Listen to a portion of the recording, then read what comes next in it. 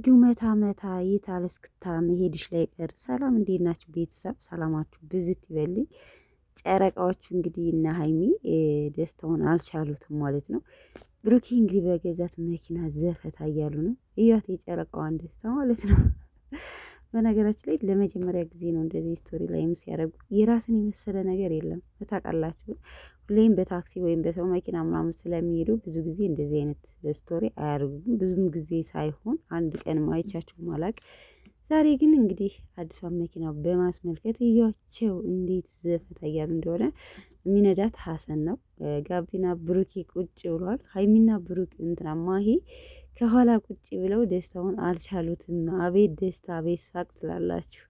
እንዴት ደስ እንደሚል ግን ታውቃላችሁ። ማለት ሰርታችሁ ራሳችሁ ውጤታማ ስትሆኑ፣ በተለይ ደግሞ በስመ አብ ወወልድ ወመንፈስ ቅዱስ እውነት ደስታው በጣም ይለያል ማለት ነው።